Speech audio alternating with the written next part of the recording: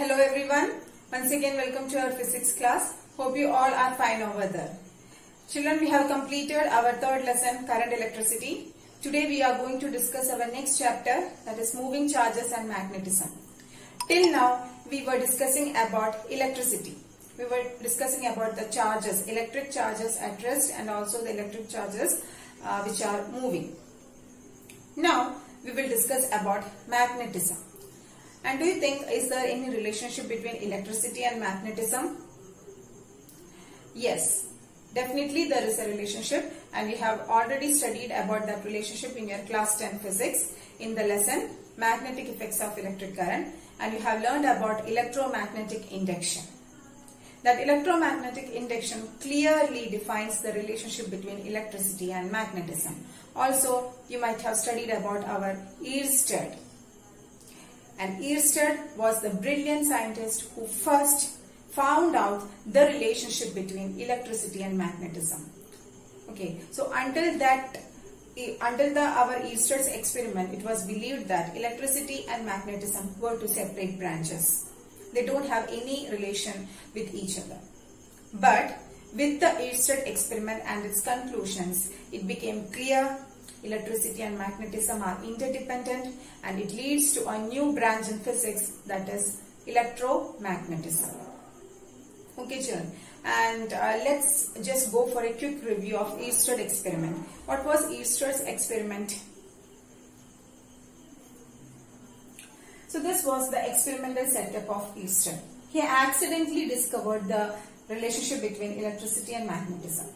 Actually, he was demonstrating some electricity circuit to his students. So this was his electric circuit. And when he switched on the circuit, what happened?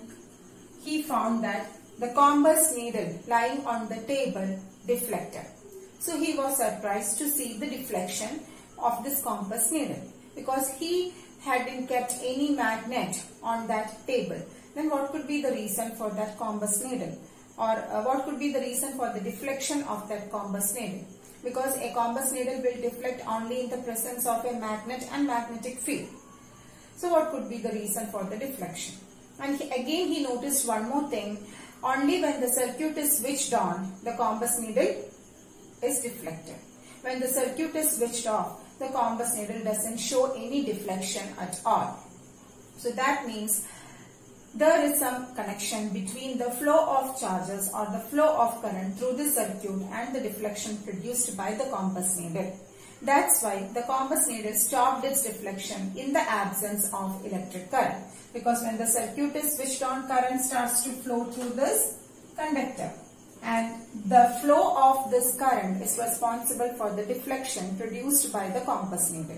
And he began to think over it. He made many studies based on this topic. At last he found out an amazing fact. Whenever a current flows through a conductor, it behaves like a magnet and produces a magnetic field around it. And that magnetic field makes this compass needle to deflect.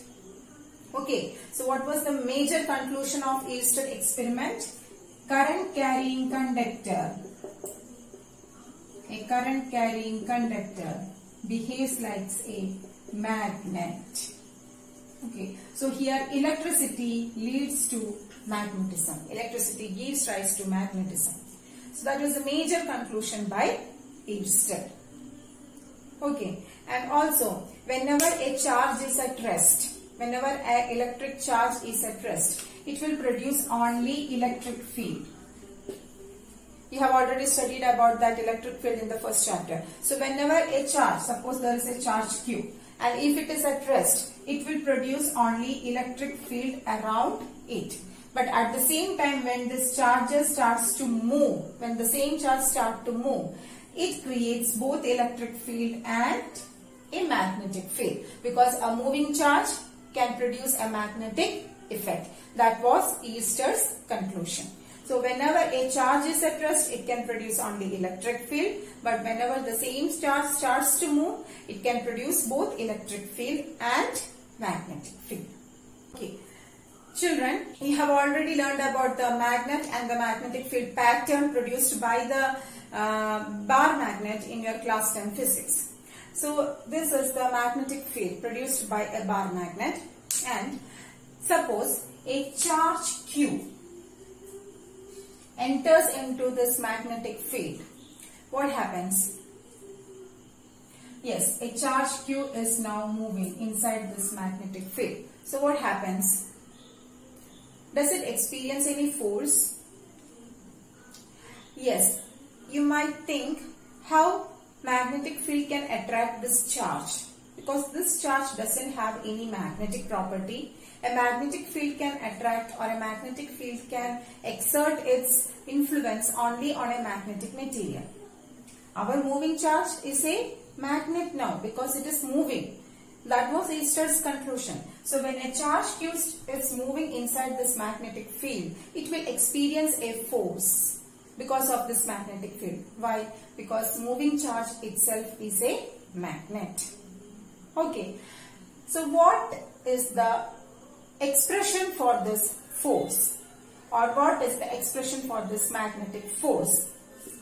The magnetic force is denoted by Q into V cross B. Just by heart this relation.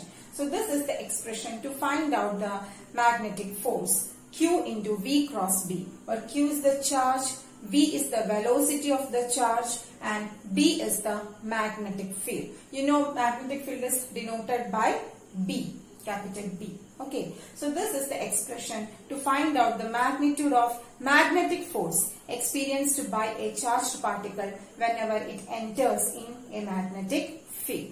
So this is the magnitude. Using this equation you can easily find out the magnitude of the force. But how will you find out the direction of the magnetic force? Magnetic force is a vector, so it will have some direction. How will you find out that direction?